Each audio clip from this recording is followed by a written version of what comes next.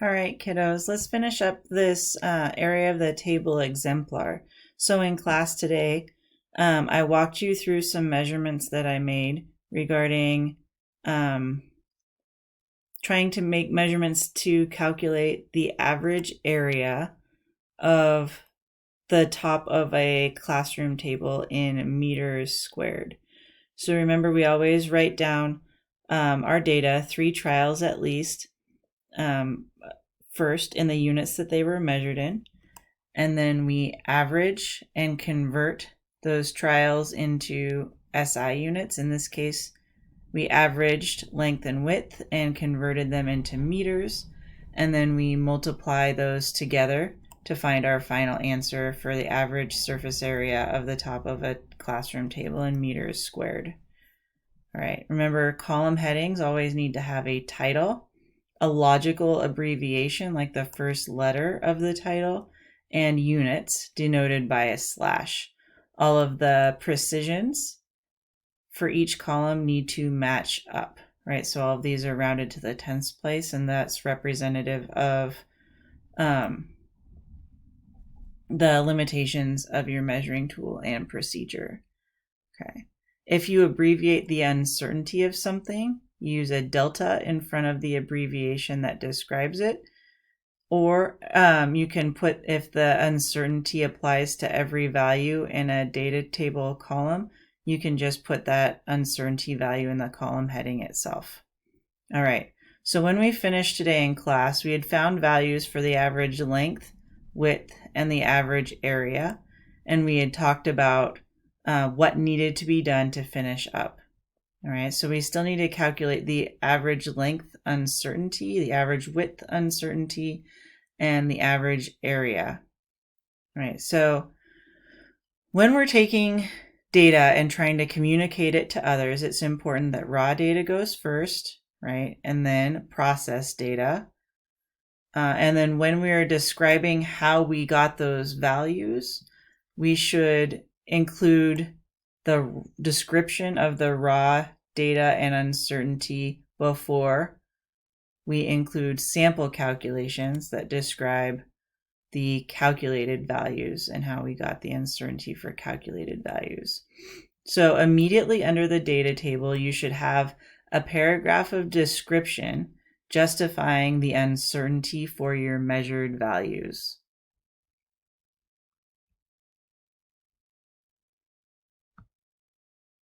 Okay, so what I wrote for this is I was using meter sticks to measure the table. And so I said, I'm justifying the uncertainty for the length of the table and for the width of the table. So to measure the length of the table, I used 2 meter sticks and laid them end to end across the table. The meter sticks had small amounts of wear at the end, and the straight sides had a small amount of rounding, which justifies an uncertainty of 0.4 to 0.6 centimeters. The larger uncertainties for an instance in which the meter sticks were used to measure down the middle of the table, so they may not have been aligned straight across. The width of the table was measured with a single meter stick. The sides of the table are straight, and the measurement could be carefully made. We used a note card on either end of the table to align the meter stick and easily determine the width. As a result, I believe 0.1 centimeters is a reasonable uncertainty for the width of a table. Okay, so that can give you some idea about the style of description that I'm looking for there. Just remember, it's not about getting the right value for the uncertainty, but a reasonable value for your uncertainties based on your procedure and limitations of your measuring tool. So your job in this justification is to convince me that the uncertainty that you wrote down is reasonable. Okay? All right, next you want to complete sample calculations. One example one example for every type. So for this data table, you are going to have to average and convert length values and width values. You don't need to show all of your sample calculations, but if you have to do 2 averages and conversions into SI units, you have to show one example. Okay. And when you're doing these sample calculations, it's not just about getting it done. All of this is about communication. All right. So I showed you probably the most complex sample calculation that you could do just in line with the text, not using a equation editor. So average converted to meters. So you want to use the abbreviations outlined up in your data table. So L average length equals adding together the 3 trials. And remember, you don't have to label these L1, L2, L3. That's assumed. You don't have to label these in the data table as trial 1, trial 2, trial 3. That's also assumed. But you want to use this abbreviation with a subscript for the first, second, and third trials. Okay, to average them, you add them together, divide by 3, and then convert to meters, right? So divide by 100. So you want to do that calculation in symbols, and then put in the values and write down your answer with the correct units and rounded to the correct decimal place. All right, let's do the uncertainty of the average. We'll keep using the length of the table as our example. Okay, so if you remember to find the uncertainty of an average, you want to do the maximum minus the minimum over 2. All right, so sometimes that's described as the range in the data over 2. So the maximum minus the minimum over 2. And I'm going to use an equation editor for this. So I can insert equation. All right, and you get a bunch of extra options up here. So since I want to do a max minus min, I want to have a vertical fraction. So my maximum length value is 122.2 minus the minimum value is 122.1. And then we want to divide that by 2. All right, and when we do that, we get 0.05 centimeters as the answer. But also, just a second.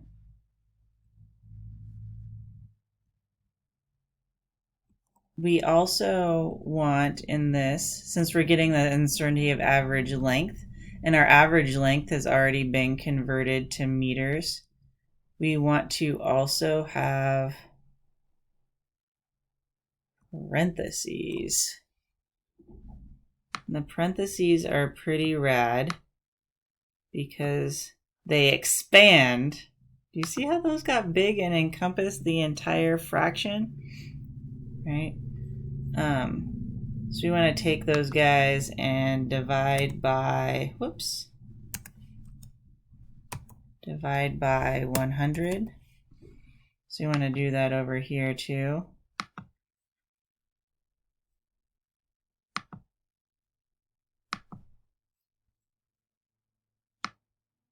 Swoop it in there. Let's try one more time.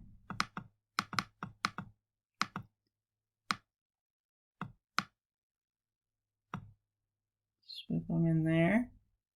And then divide by 100. So we get 0.05 centimeters. If we divide that by 100, we get another couple zeros. So we're at 0.05 centimeters, but our answer is not to that precision, right? So if we round to the precision of our average length, this would become 0.001 centimeters. Centimeters. Okay. Now this value, I'm going to put a little star next to it because we're not going to use that as the uncertainty of the average length, right? This value is 1 millimeter or 0.1. Just kidding, that's meters. And that's meters. So 0.001 meters is 1 millimeter. The length values had uncertainties of up to from 4 to 6 millimeters. So we can't, our data just can't get more precise just because, we can't get more sure about our value just because we did some math. So I'm going to come down here and say, oops.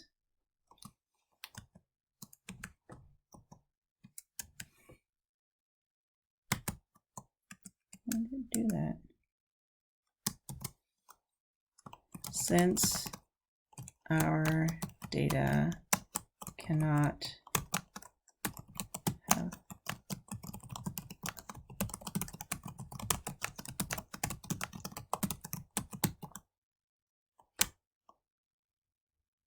since our average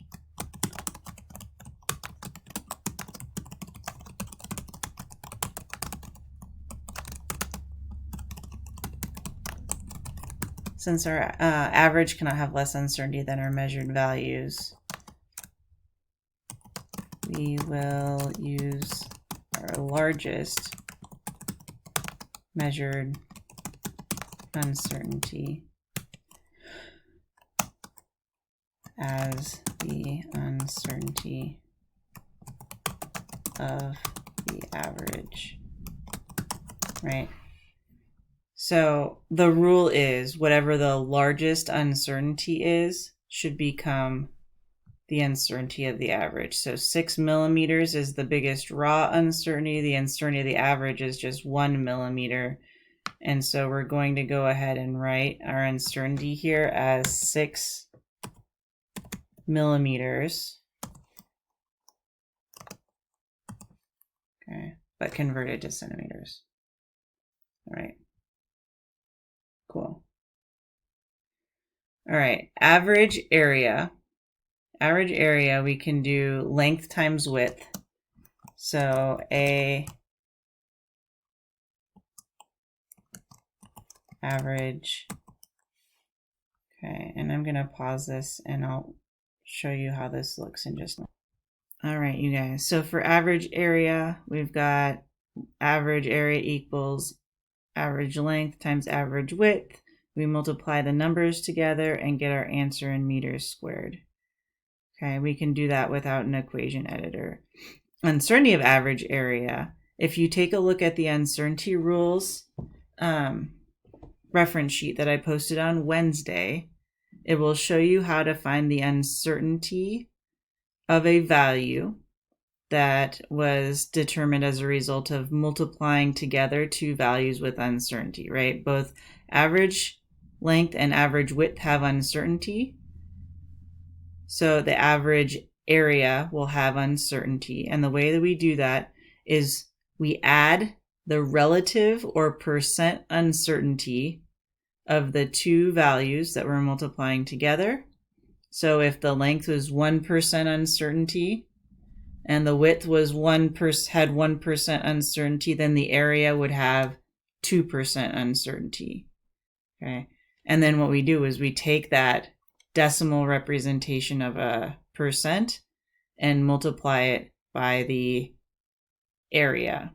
So if we had 1% plus 1%, that'd mean the area would have 2% uncertainty. So we multiply 0.02 to find what 2% is of our area. So that's what we're doing here. It turns out our percent uncertainty is like 0.6% uncertainty. And so we multiply 0.6 or 0.006 times our area, and we get the uncertainty for our area. Now our area is only rounded to the tenths, hundredths, thousandths place. So that means we need to round this answer to the thousandth place. And so this should be 0.001 0